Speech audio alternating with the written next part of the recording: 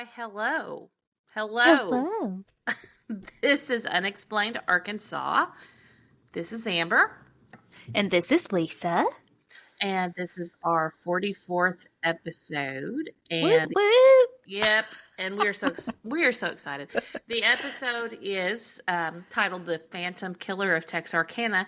However, this is actually the second time we've done this case. And let me tell you why.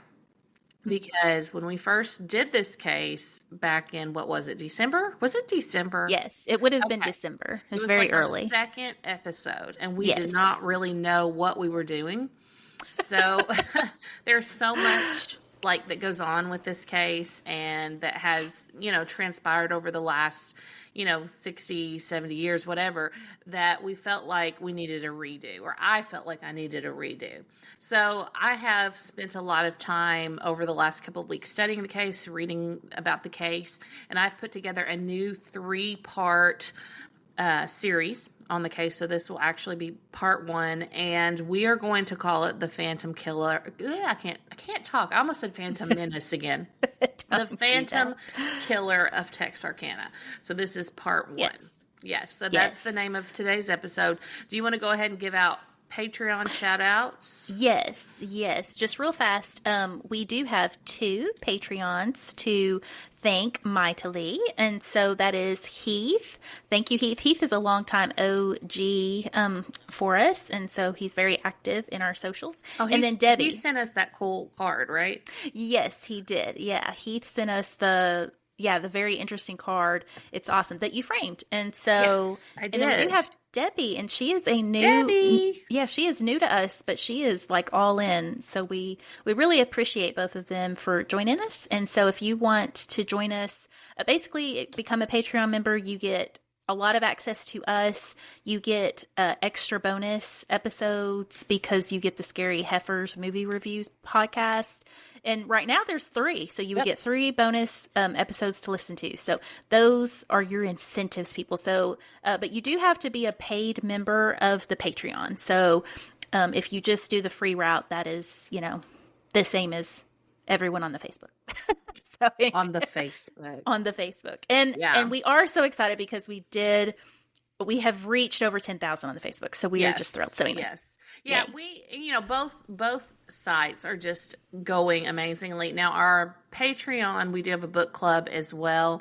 Yes. And that is so much fun. We got to hang out over Zoom with some Patreon members. We had a really good time, and I cannot wait till the next one. Yeah. We spent over an hour chatting and kind of talked about the book. Kind of, yes. But yeah, it was fun. So you get a lot of Lisa Amby time with Patreon. But like I said, this is my second go around with this case because, we were just starting out. We weren't really sure if we were even going to keep going with the podcast at the time. And, it just was new. So now I'm doing this case again with a whole nother lens because we have been doing this podcast now for, 7 months, and we're on, 40 something episodes. So I feel like I could do a better job with the information now than I did 7 months ago when I was all nervous and not really sure how to do the podcast thing. And now it's just like, yeah, are we going to podcast tonight? Okay, so we get on there and start talking. So it's different now. Now, I did do a lot of research on this. This is a deep dive. This is so interesting. Oh, my gosh.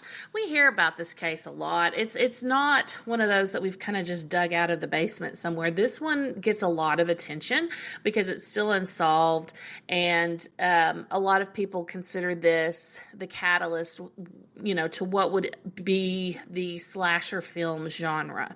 And we'll talk about all that later. So, like I said, this is going to be a 3-parter, and the first part we will talk about the 3 Texas couples that were killed. Then in part 2, we will talk about the Arkansas murder and the, the town basically going nuts there for a while, and it really did become the town that dreaded sundown.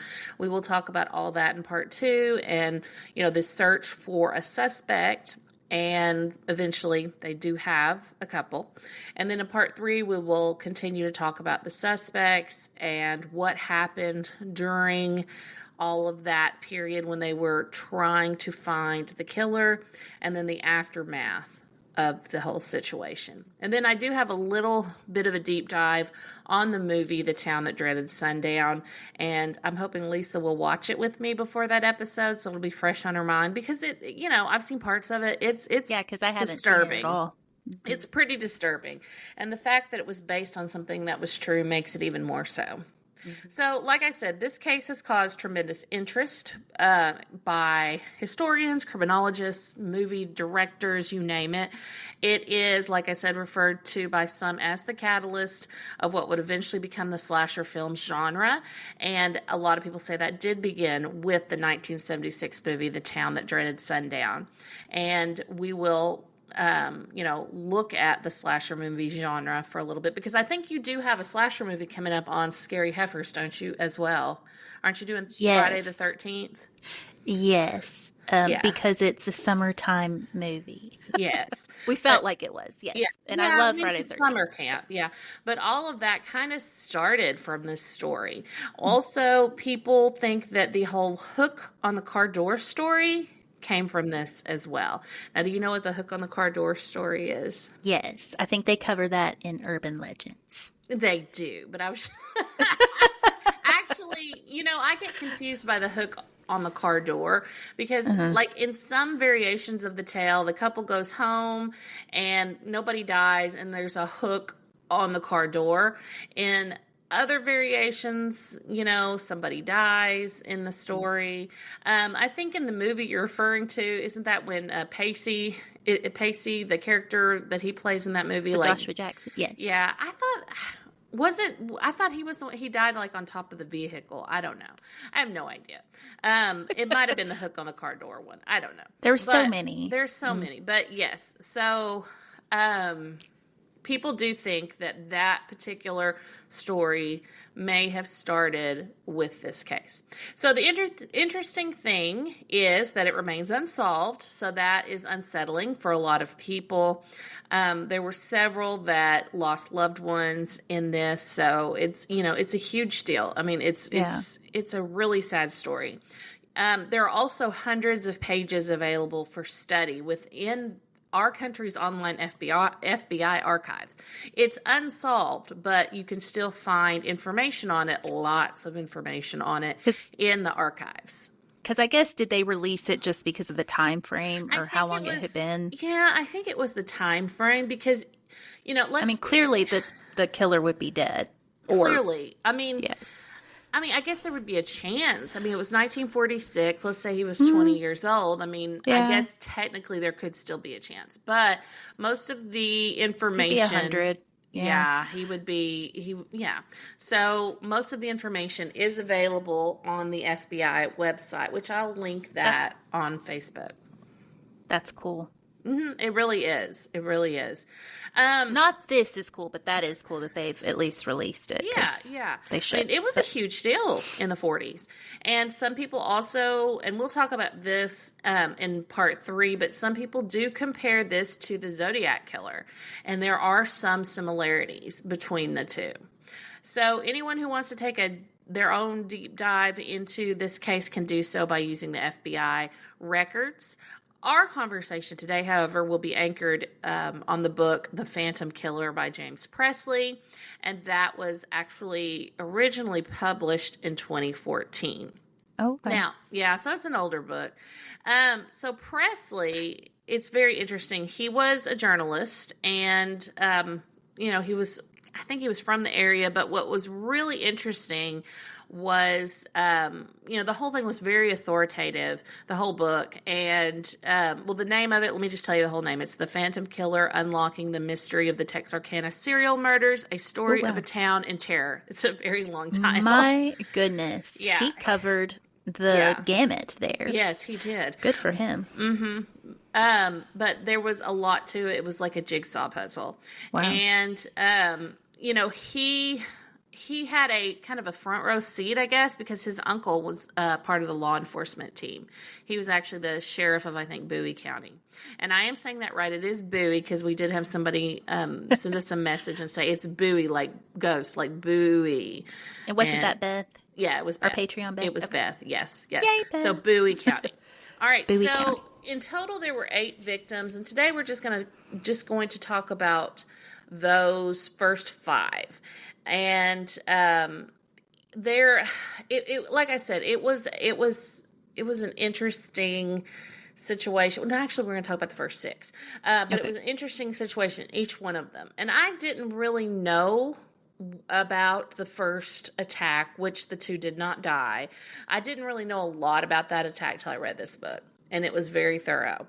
Now, 2 of the surviving victims, and there were 3 surviving victims in total, but 2 of them characterized the assailant as wearing a feed sack or a pillowcase with eye slits. Now, is That's that not just creepy? so creepy. And I that know. is that really reminds me, was it Friday the 13th too? Did he have a feed on his hand? Yeah, he had something. Remember, he had something over his head when at the very end when he jumped through, or was it finally off of his head? Anyway, I don't know. It's very That's creepy. your series, not mine. I mean, I've seen a couple of them, but I was more into Freddy than, which is weird. Freddy. But Freddy, yeah. Freddy's scared. Yeah, we won't get into it. That's for another day, but that's for another day. Okay. Yeah. Okay, so it seemed that this dude, this assailant, looked for targets that were easy. Easy targets, okay? So people that were alone on abandoned roads. In total, 3 couples were attacked, and all 3, it was the same MO. They were sitting in a car on a quote-unquote lover's lane. And like I said, if this sounds familiar, it's because this is also the basis for the Hook on the Car Door story.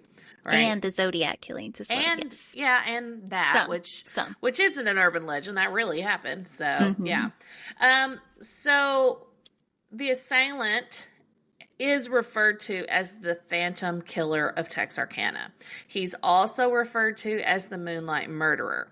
And I think in the very first one we did say Moonlight Murderer, so that's why we're going to say Phantom Killer this time. We're going to use his other name. It takes place in... Does it state why they called him that? Does it explain? Yes, it does. It actually does later in the book, and it has to do... Yeah, we'll get to that. Okay. So Miller County and Bowie County, so Miller County, Arkansas, and Bowie County, Texas, is where this took place. And of course, if you're from Arkansas or Texas, you know that we have a twin city with them called Texarkana. And I didn't know about the big rivalries and all that until I started reading this book as well. Yeah, so we'll get into rivals. That makes they sense. They are. They're like, I'm better. No, I'm better. Yeah. Well, Texarkana, Arkansas has a smaller population, about 29,000. Texarkana, Texas has a population of 36,000 with a combined population of 65. And, there are 2 mayors, 2 city governments, 2 police departments. Yeah. So it's pretty interesting. Towns. 2 separate towns. Yes. And one thing that Presley says in his book is that it is referred to as a crossroads because it sits in the middle of 4 major highways. And, I went through there over spring break. Remember when we went to Dallas? And we stopped, and we actually went to one of the victims' graves, and I'll post that too. Yeah, but it is right there. We did not stop in Texarkana, but we did go through there.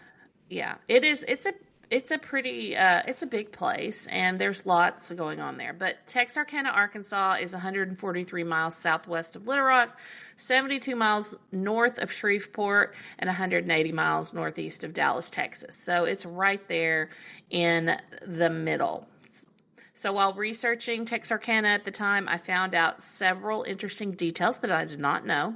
Like I said, I had always heard that Texarkana was a twin city, but apparently these twins did not get along. There had also been a lot of reported crime in the years leading up to the 1946 murders, and this had happened on both sides of the Texarkana line. And Did Presley it say what kind of crime? Oh yeah, Or? Presley does a really good job reporting this in his book. Mm-hmm. Well, the murders go from a 10-week stretch. We'll talk about this 10-week stretch from February 22nd, 1946 on until May 3rd, 1946. But there was actually some stuff going on before that 10-week period that was kind of interesting. Some of it was really awful. There was a gruesome murder in 1940. The victim was Gertrude Hutchinson O'Dwyer, and apparently she was hit by something like a car axle, and her throat was slit from side to side. And she was found in a bed of blood. It was crazy. And the crime has never been solved. Home? Yes, the crime has never been solved. That's an unsolved murder as well.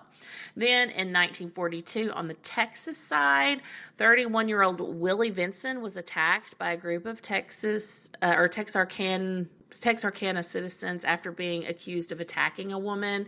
He made it to a hospital only to be taken from his bed and viciously murdered by a group of people. No one was ever charged for that one either. And then, wow. Now, this was on, I think, the Texas side, And then in 1944, on the Arkansas side, a man named H.H. Hasselberg, 31, was shot and left for dead on the street. And they did eventually find an assailant and charged him. Then at the end of that year, 1944, Walker L. Kurtner, 30, was found on the Texas side of the street, shot and bleeding from the head. He had been robbed of $1,300, and he later died. They did make an arrest in that. Okay. Did they say if that other guy that had been shot, was it like related to theft? The Kurtner was related to theft, yes. And then this guy, I'm not sure if it was. Oh, wait. Hasselberg. They didn't say if it was theft, but Kurtner was theft. That's what I meant. I'm just wondering if this was just like a. They said it was kind of like period. The Wild West. They said the it was Wild. I mean, it sounds. Yeah, they said it was wild there at the time, and it was right in this like corridor, this crossroads in between these four major highways. Where maybe had a lot of transient just activity, I guess. Yeah. That is crazy. Going into 1946, they had some robberies. Somebody robbed a liquor store. There was a knife fight. And then there was also a rabid dog that was on the loose north of town in a little community. It was a rabid dog that was loose in the wintertime, which is odd. Oh, that is odd. Yeah, there's rabid dogs in the summer, but this was in the middle of the winter. So, yeah. So it was kind of a weird. It was newsworthy. It was newsworthy, yes. Yes, and they, because of the crime and everything that was going on in Texarkana, they would refer to it as Little Chicago, because there was a lot of crime in Chicago, too.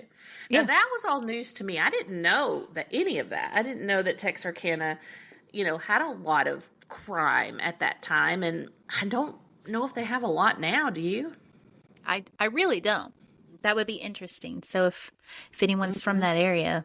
Yeah, I don't know. Because some places are just known for, certain crimes, like whether it be drugs or, Chicago obviously had like that mafia, and it was a large city, of course. So that's just interesting. Yeah, I don't think maybe it's just the crossroads. So yeah, I don't think of Texarkana as having a lot of crime, but apparently they have in the past. Okay, so Presley's book then goes into great detail on the first victims. And like I said, I didn't know a whole lot about them. Their names were Jimmy Hollis and Mary Jean Larry. And I have heard people say her name Larray, but I've heard more people say it as Larry. But we're just going to call them Jimmy and Mary Jean. And for instance, I didn't know that they had both previously been married. During the war, lots of people were getting married, right? And then there were several divorces afterwards. The marriage would fall apart during wartime, and this is what happened to both of them. So they were actually both in the process of getting a divorce when all this happened. Wow. Now, they decided, they would date because they were waiting to sign papers for their divorce or whatever. So that was the backstory with them. Now, Okay. Jimmy grew up in El Dorado, Arkansas. I lived there for a really short time, but that's in South Arkansas. That's a couple good hours away from Texarkana. And then Mary Jean was from Oklahoma, but had relocated to Arkansas with family. Okay. And so they weren't like from Texarkana. On February 22nd, 1946, Jimmy asked Mary Jean to go on a double date with him and his brother had another girl with him. So they went to see a movie at the Paramount Theater. The movie they saw, because I know you always want me to check, the movie they saw was Three Strangers, 1946. Three Strangers. Yep. Interesting. And at around 10:15, they went to a drive-through cafe and had sodas. And then, Jimmy drove his brother and his brother's date home. And Jimmy was actually driving an older gray Chevrolet. And so that'll come into play in a minute. Mary Jean lived in Hooks, which was several miles, I think, north of Texarkana. So he was dropping the first two off, then he was going to take Mary Jean home. So and how old were they again? I know you mentioned that they had already, been married. So how did it say their ages? I think she was 19. Oh, wow. And I think he was in his late 20s, I believe. Oh, my. Okay, they were very young. I didn't write their ages down. But I believe that was, I think she was 19. So on the way home, they decided to find a lover's lane. They pulled over on a dirt road just off of Richmond Lane, and this is near the Pleasant Grove area. According to Presley's book, Jimmy began to sing to Mary Jean. I'm not trying to laugh, but I'm just not into that. That would have I can just see because he was a singer, so he was singing to her or whatever. Okay, well, that's different. I mean, that feels different. Yeah. According to reports, he then got out of the car to look up at the sky, and it was then that Jimmy saw a beam of a flashlight, and he didn't know what was going on. He looked and he saw what he described as a young man, and the man saw him and instructed him to remove his pants. Jimmy told the man he had the wrong guy, but you got the wrong guy. You got the wrong guy. But that made the assailant even angrier. So Jimmy then said to the man, "I don't want to kill you, fella." Wait, no, the man said to Jimmy, sorry. The man said to Jimmy, "I don't want to kill you, fella, so you better do what I tell you." And Mary Jean is in the car pleading with Jimmy to take off his pants. Yeah. So, this is just so creepy. Yeah, it's crazy. It's crazy. I guess, somebody telling me to do something and they have, they look like, and they weren't sure. They never said for sure if he had a pipe or a gun. They just knew he had something. And they just couldn't tell. Yeah. Because he probably had the flashlight in his eyes or something. Yeah. They did say he was very angry, very aggressive, all that stuff. So the man ended up hitting Jimmy in the head, and at least twice in the head at the beginning, and once was so hard that it sounded like a gunshot. So can you imagine hitting someone on the head that hard? No. And Mary Jean actually thought it was a gunshot. Ugh. Yeah. That is awful. So at that point, Mary Jean gets out, grabs Jimmy's wallet, shows the wallet to the man, and says, "See, he hasn't got any money." The man then hit Mary Jean with the pipe or whatever it was he had and told her to run. So this is when it is low-key so scary. And I was reading this and it just gave me chills. So Mary Jean takes off running down the road in heels, mind you. And as she ran, the man continued to beat Jimmy. Mary Jean saw a parked... Oh, yes. Okay, so Mary Jean saw a parked car on the road, and she ran to it, and it was empty. So suddenly she realized that may have been the assailant's car. His car? Oh. Yeah, exactly. Yeah. So she kept running, and she could hear the assailant chasing after her. Can you imagine? Oh, my gosh. Terrifying. It's awful, awful. Like a nightmare. Oh. Yeah. So he then started yelling at her to stop and asking why she was running. He ended up catching up to her. He hit her again and sexually assaulted her. And she later said she thinks he was scared off by an oncoming car's headlights, so he eventually took off. And she was able to get up and run to a neighborhood home. Now, in Presley's book, he describes this in haunting detail. I mean, it just will send shivers down your spine. The person was not home when Mary Jean got there, and she was beating on the front door. But then she saw another car driving, so she goes to flag down the car, but the car won't stop, and it keeps going. Can you imagine being that dude or whoever was in that car? No. Yeah. So then she turns around again. Being her and being like, are you serious? Yeah. So then she turns around again and goes back to the same house and bangs on the back door. And then suddenly a man comes out of nowhere and finally answers. And she goes in and is able to call the police. So meanwhile, Hollis wakes up and gets to his feet. And he sees a car's headlights. But according to Presley, Jimmy Hollis is afraid that it might be the man again. So he was terrified. But it was a couple. And Jimmy told them that he needed to get to a hospital. Well, then that driver wouldn't let Jimmy in the car because he was afraid Jimmy would get blood on the back seat. Oh, my. Like, what? Like, take your jacket and my. Yeah. The 40s are a wild and crazy place. Apparently. So, man. So he wouldn't let him in the car, but it was about that time that I guess Mary Jean had called from the house and people were on their way. So law enforcement got there, first responders or whatever they had back then got there, and it was reported that Jimmy kept repeating his name and address and his brother's name and where to find him over and over again because he was afraid that he would die and no one would know who he was because he had remembered that the assailant had taken his wallet. They did find his pants, though, about 100 yards from the scene.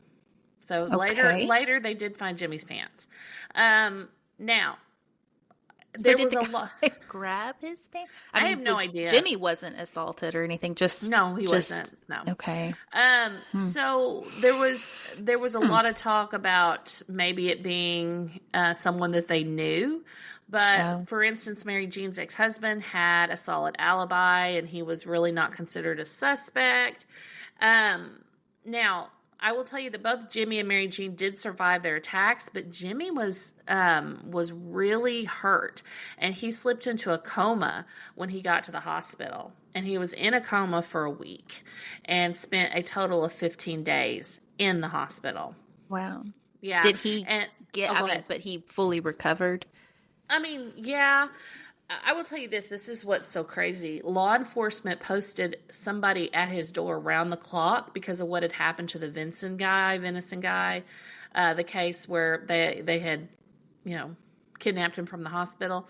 So they actually had somebody posted outside of Jimmy's room the whole time.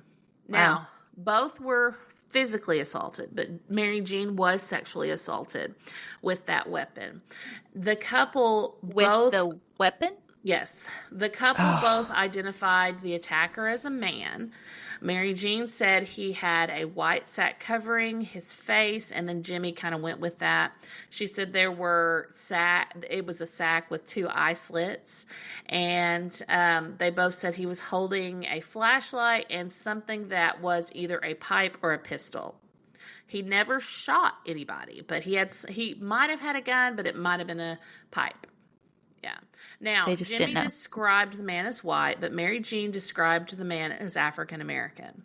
Okay. And another thing that's really interesting is that law enforcement did not really believe Mary Jean and really thought she knew who the assailant was. And, so there's that, and that'll come into play later on. Now, Hollis told law enforcement he thought that the man thought that he was dead. Jimmy said that the man probably thought he was dead, and that's why he left because he didn't move. But he thinks that the man probably would have killed him, but who knows. So eventually, Jimmy did get out of the hospital, and Mary Jean was so shaken up by all this, so traumatized, that she moved back to Oklahoma. And Hollis would eventually move to Shreveport. Now, there's some little part in the book about Jimmy Hollis going to visit Mary Jean in Oklahoma and spending a week up there, but I think they were just kind of rehashing this traumatic situation or whatever, so who knows what all that was about. But eventually he did go to Shreveport. He met somebody else and got married, but she was very traumatized by this, as I can see why. I mean, it was horrific. Wow. So that was the first attack. That was the very first one. And as I said, that was in February. It was February 22nd. So everything was quiet for a little bit. And, the random things happening that, they still had some things happening in Texarkana, like as far as crime, but nothing like this. Nothing big. Then on March 24th, 1946, at approximately 9 a.m., a passing motorist noticed a parked car on the side of the road off State Highway 67 with two people he thought were asleep, but they were in kind of an unnatural position. The motorist then discovered they were not sleeping and they were deceased, and both had been shot. One of the victims, his name was Richard L. Griffin, and he was 29, and then the other one was Polly Ann Moore, who was 17. Now, I may have gotten Jimmy Hollis's age wrong. While I'm going through this, will you Google his age? Because, but I think he was 27. Okay. I don't know. These guys, I think, were in the two of them were in their late 20s. So there was very little evidence to go on, but the police found one shell casing. There was a pool of dried blood 20 feet from the vehicle, which we'll talk about, and rain and dew had washed away a lot of the evidence, including fingerprints, but that wasn't the only thing that happened. The law enforcement at the time deduced that Jimmy Hollis was 25, it says. Okay, all right, so that sounds right. Okay. All right, so the evidence seemed to show that Richard and Polly were killed outside the vehicle and then put back in. But we'll talk about that. So we have Richard and Polly. Richard, of course, 29. Polly Ann Moore, 17. I know, these days I'd be like, but at the time, that really wasn't that big of a thing. Yeah. Yeah. So now I'll be like, I don't think so. Yeah. So Richard and Polly had went to dinner at the Canary Cottage. Isn't that a cute name? They had went to dinner at the Canary Cottage with Richard's sister and her boyfriend. Then the couple split up, and Richard and Polly went by Polly's place so she could change shirts. She had spilled something on the shirt she was wearing. Okay. They then went to see a midnight movie called Snafu at the Paramount Theater. Are you seeing a trend here? Dinner and a movie. Dinner and a movie, yes. Yeah. Yes. But midnight showing? Wow. Yeah, I know. They were like, I don't know. Well, wait till you hear up that late. Wait till you hear the next couple. I mean, I don't think they ever slept in the 1940s. Evidently. I don't know. All right, so they then decided to go to a secluded spot just outside of town near the Stopman Cafe. And law enforcement believe that a similar instance may have happened at this point while parked. Another vehicle or a person may have approached the window and asked Richard to drop his pants. While he was doing this, apparently the gunman shot him twice in the back of the head. He allegedly then shot Polly twice on a blanket outside the car and then placed them back in the car. Yeah. So when they found him, Richard lay behind the front seat with his face down at his hands. His pants was around his ankles still. Polly was laid over the seat, the passenger side. Two bodies, just kind of unnaturally sitting there. That's how somebody found them. But it was obvious that whoever did this wanted to conceal them, as long as possible. Mm-hmm. Now, reports stated that there was so much blood that it was seeping through the bottom of the car door. And Griffin's wallet was found, and it did contain his driver's license, so they were able to identify him pretty quickly. But Polly didn't have anything identifying on her, except she did have a class ring that had the Atlanta class of 1945 written on it with the initials PAM. Okay. Yeah. Did it state if she was sexually assaulted? It stated that she was not. Okay. She was not, yes. So Polly was living with a cousin, a telephone operator, who had been working a late shift or working that night. So she didn't realize Polly wasn't home. Quickly, there was a manhunt underway in both Arkansas and Texas after this happened.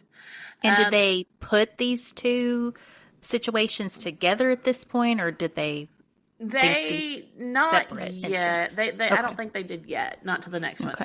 The car remained for several hours before it was sent to the Arkansas side for fingerprinting at their police department. A couple other things that I noticed. This car was also on a dirt road. This was a 1-lane dirt road. There was reportedly a big pool of blood in front of the car. So obviously, this happened outside of the car. The keys were found outside of the vehicle, about 100 yards away. And they were actually found by gawkers. I say gawkers. They may have just been just people there. I don't know. Some onlookers. Well, here's the thing: they didn't rope it off. The area was not roped off, and this was the first question asked by the Texas Rangers, who then showed up after this one. And they're like, you didn't rope off the scene. So there were people everywhere. It became like a spectacle. Yeah. And, but like I said, law enforcement really felt that this dude moved the bodies into the car to conceal the crime for as long as possible. And, like I said, the first responding officers were in trouble for not roping off the scene because, valuable evidence may have been destroyed or contaminated during this time. I say in trouble. I don't know. But, they said that it should have been roped off. And, I agree. Here's another thing that was strange. They only removed the bullets from Griffin. Polly, at the time, was buried without the bullets being extracted. Okay. Okay. Yeah. Yeah. Interesting. Yes. But from the bullets and cartridges they did find and have, they deduced that the murder weapon was a .32 revolver. Okay. Well, did they say if they were autopsied or? Polly was autopsied. Okay. I know. I think, it shows, I think there is some autopsy stuff from Polly, I think. I'll have to look back and see. I'm assuming they do embalming back then. Mm-hmm. Yeah. It's just interesting that they wouldn't have got the bullet out, but they didn't. Yeah. Wow. Besides the cafe, the Stopman Cafe, this was a pretty secluded area. So a person could just duck into the woods and be gone. Yeah. And like I said, the night before, the last time Richard and Polly Ann were seen was having dinner with Richard's sister and boyfriend. And then, of course, they had gone to the movie and then that. So at this time... Did it say which movie they saw? Yeah, they saw Snafu. Oh. Yeah. Okay. Yep. Or that's what they were going to see. See, I don't understand that either. I had one source say that they weren't seen again after 10 p.m., but then the book, which I totally trust this book, said that they went to see Snafu, so I'm kind of going with that. So, yeah. Even though I don't know what Snafu is. Okay, so by this time, Mary Jean is, finding out what's happening, because, it's everywhere. Like I said, they didn't rope off the scene. People were just nosy. So Mary Jean finds out about it in Oklahoma, and she goes down there, and she tries to tell the police that she feels like her attack is related to this one.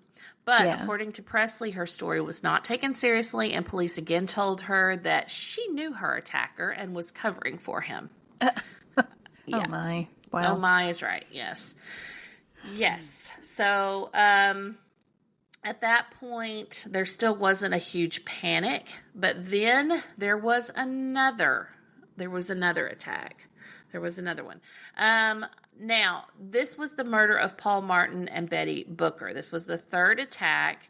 The fifth and sixth victims, of course, we have, by the end of this podcast, we'll have talking about 2 victims that survived and 4 that didn't. So this is the murder of Paul Martin and Betty Booker, the third couple. And this happened on Saturday, April 13th, 1946. And it was the night before Palm Sunday, and Presley said it was also the day before Straw Hat Day, or the night before Straw Hat Day. What the heck is a Straw Hat Day? Sounds so much fun. Oh, no. I don't know. But he does make mention of that in the book. So accounts concluded that Paul, who was 17, so he was a young guy too. Paul, 17, was visiting from Kilgore, Texas. He had moved away from Texarkana at age 11. And he was visiting the local VFW because there was a band playing, including Betty Jo Booker. That was a young saxophone player that he, I guess, liked. And she was a junior at Texas High. The band that was playing was Jerry Atkins and his Rhythmaires, and I'm probably saying that all wrong, but oh well. Betty Jo was one of 4 girls in the band. Like I said, she was a pretty gifted saxophonist, and the initial plan was Paul wanted to take her to a midnight movie, but that band kept playing. There we go, midnight movie. But the band kept playing for a long time, and it was 4 hours later. Paul reportedly waited on Betty Jo in his car, and when she walks out to his car with a friend, and he puts her saxophone in his back seat. Okay. Now, they were not known as a couple, but several people saw them together that night, and they were seen, like I said, leaving together, and they left at approximately 2 a.m. Ooh. Yeah. Wow. I know. I don't think they ever slept in the 40s. Seriously. These people are young. I guess we were young once. It's hard to imagine. Yeah, a million years ago, right? Yeah. So, I'm like, right now, I'm like, it's 8:18. Yeah, I know. I'm tired. Yeah. So, according to witnesses, they were going to stop and take Betty Jo's saxophone home first, because that's usually what she did. She would take her saxophone home, put it in the same spot, then she would go out for the night. So they were going to do that. Then they were going to stop at her friend's house. Her friend was having a slumber party, and so they were going to stop there for a minute. So that was the plan. Now, apparently, they made a stop at Spring Lake Park, which is just past the city limits, before they made it to Betty Jo's house. Now, this is past the Kansas City Southern Tracks, and, there's a school over there. I mean, it's a park area. According to reports, Betty Jo's mother waited up for her that night. She never came home, so the mom ended up going to bed. The next morning, the mom gets up, sees that the saxophone was not in its usual place. Yeah, I know. Like, this is horrifying. Yes. Her parents then called the home of the slumber party she was going to visit that evening, because they thought, well, she probably spent the night. But the people at the slumber party house said they had not seen or heard from her. Yeah. So Betty Jo never returned home, and the mom was just so upset and worried, and the dad. So, at this point, they didn't know where she was. Okay. At the same time, a family, it doesn't name the family, a family was on their way to Prescott for like a day trip to Prescott, and they discovered Paul's body at the edge of an unpaved road while they were driving to Prescott. Yeah, just laying he was on the laid side of out the road. there. And see, that's what's so interesting about all these cases. Every single thing This was brazen. Yeah, this one he didn't care. He didn't try to conceal the body. Paul's feet and legs were actually still on the road, and his upper torso and his head, it was on the grass and leaves. Yeah, so the family saw this, realized that he had passed away, so they run to the nearest home, or drive to the nearest home and call authorities. Now, Paul's wallet was on him, so he was quickly identified. He had been shot 4 times.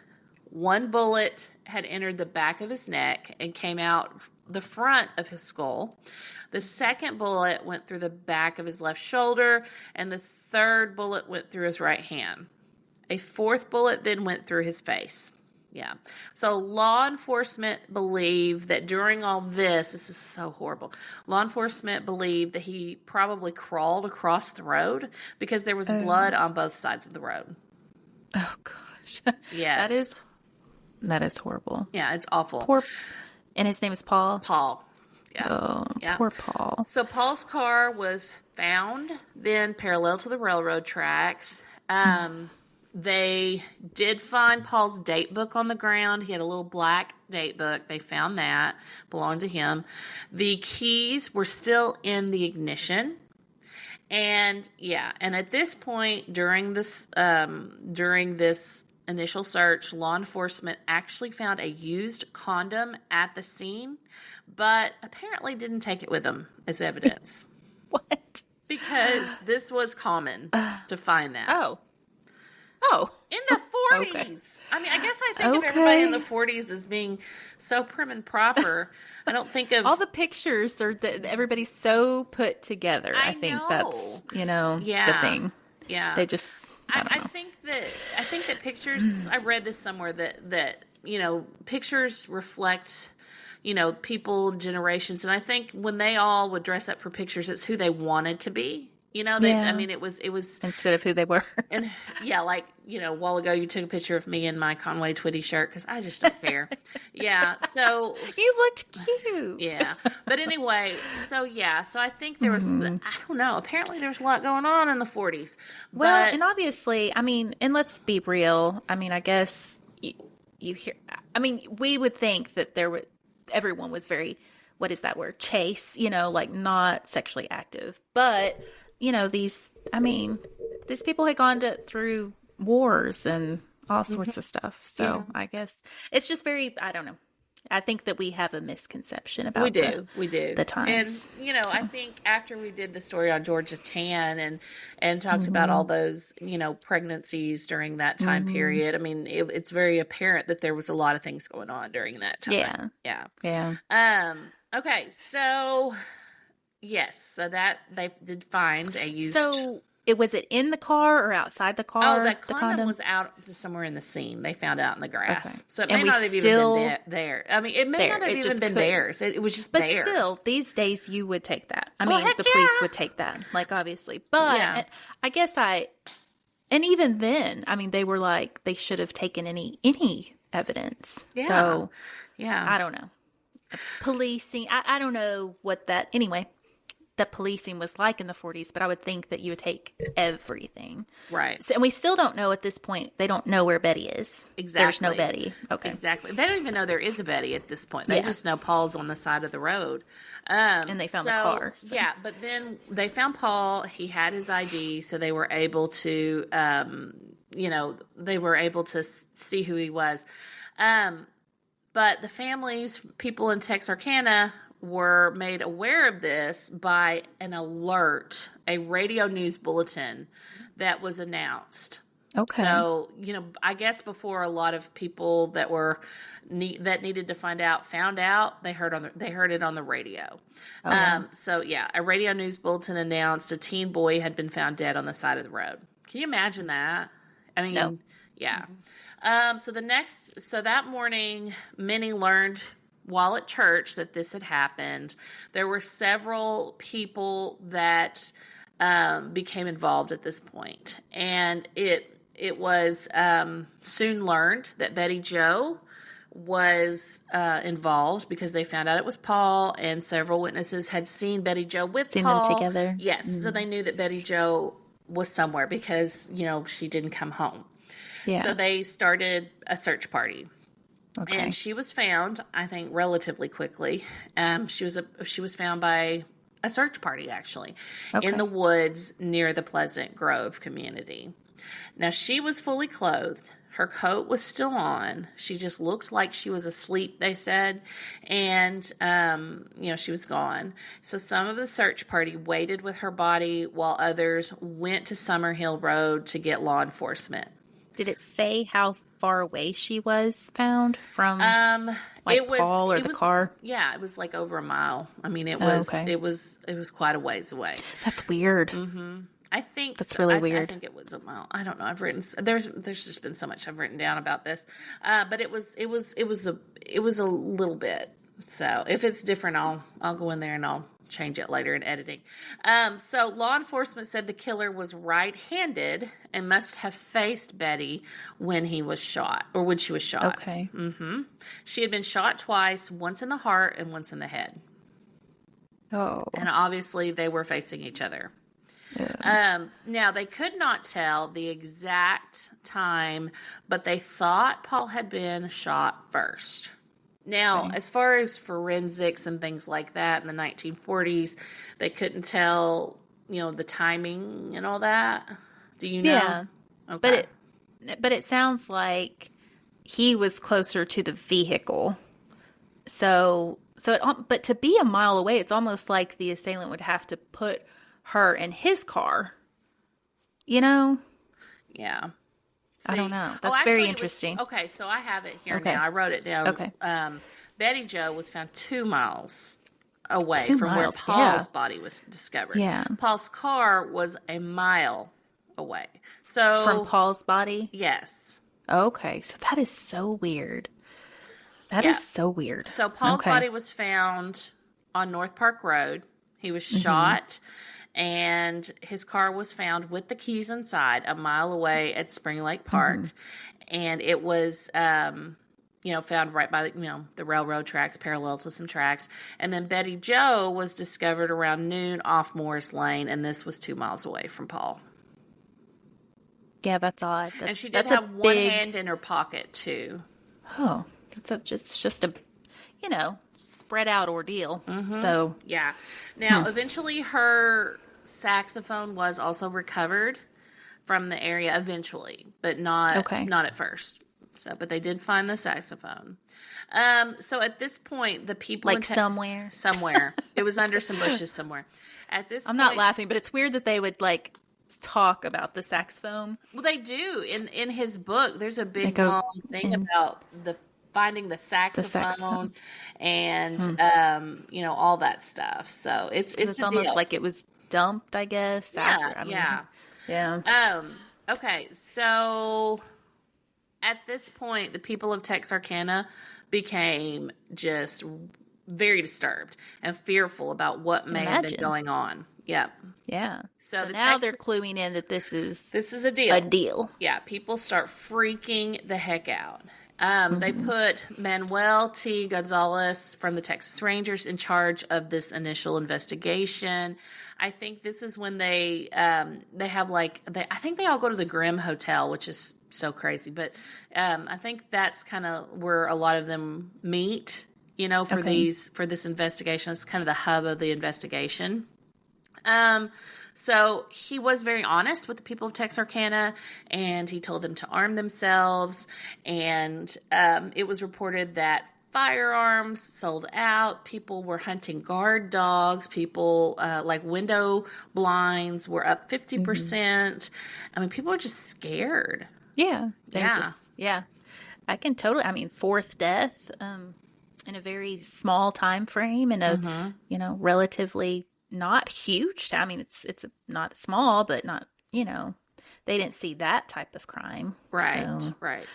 Well, that's very scary. Yeah, it's very scary, and it's not over yet. So while the town is just living in pure fear and law enforcement are scrambling to find the killer, there will be another attack that happens coming up. And like I said, we're going to stop at this third attack or this third incident. So so the latest guy, he was Paul, right? Paul, yes. Okay. So were Paul's pants pulled down? Did it mention, or was she assaulted, or any more of that?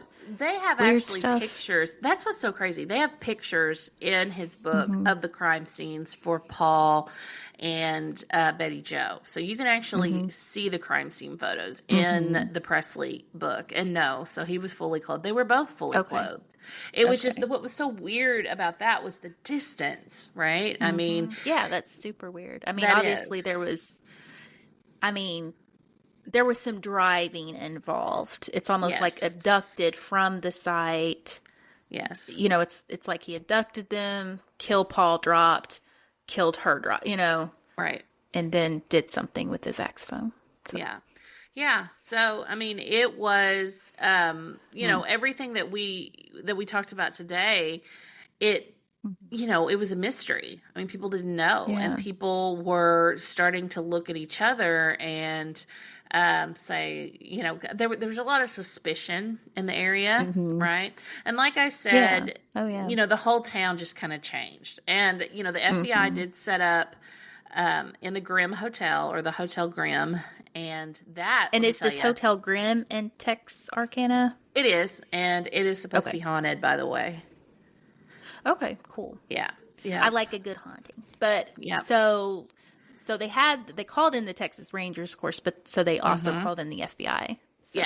Yes. There was a so it's lot all hands on deck. It was. There was a lot of law enforcement involved in this, and you know, some people blame the media for the hysteria that started after Paul and Betty Jo's death, because I'm sure they were yeah discussing it and running, you know, stories, and yeah, I can only imagine. Theoretically, the case is still open, but we will talk about some of the suspects in part 2. We'll also talk about the incident that happened on the Arkansas sign. We'll also talk about some of the similarities that this case has to the Zodiac Killer. You know, I mean, the usual pattern was Caucasian teenage couples. They would be killed in a secluded area, mostly lovers' lanes. And a lot of the time they were shot or stabbed or something like that. So we will talk about those similarities. Now, when was Zodiac? That was in the 60s, right? Yes. Mm-hmm. Yeah. So, you know, theoretically, could it have been the same guy? Who knows? Yeah. I don't know. But if you look and you think about how this pretty much, he could have moved. Yeah. I mean, I really think I go along with the Zodiac movie and book, based on the book, that it was that Lee guy. Yeah, could have been in the Zodiac. I don't know, but there was some really disturbed individuals at that time period. Yes. So, I mean, I think you're right. I think what we think about is what we see on the movie screen. You know, the 40s, 50s, 60s as being a very peaceful, placid time, but there was an awful lot going on. I think it was very not. You know, it was really not. I mean, so because we talked about, you know, just all of the crime in our Al Capone, and that was what, oh goodness, early, you know, the 20s into the, you know, so very vicious times. Yes, I do want to visit this Hotel Grimm. I wonder if it's still around. We'll have to look that up. Sounds like a road trip. It sounds like a trip for us, for sure. We could definitely go to Texarkana. Yeah, we go to Texarkana, then we could go to Falk and go to Monster Mart. Yeah, I haven't been, so I would love to go. Yeah. Okay, well, that's all I have. Okay. Well, just a little pod business real quick, just kind of the normal. Yay. This episode was really in depth, and you know I like that. So this was awesome to me. But anyway, as far as pod business, just the normal, just follow us on Facebook. We have the Facebook group Unexplained Arkansas, and the same likeness on Instagram. And of course, we're on all the platforms, and join our Patreon for all the bonus stuff. And send us mail if you want to get a shout out. Send us mail to P.O. Box 120, Searcy, Arkansas 72145. And what else? Oh, t-shirts. Go to our website if you want a t-shirt. If you have any issues with the website, just message us or email. All right. Okay, so, well, thank you guys so much, and we will talk to you soon. Bye. Thank you. Bye. Love you.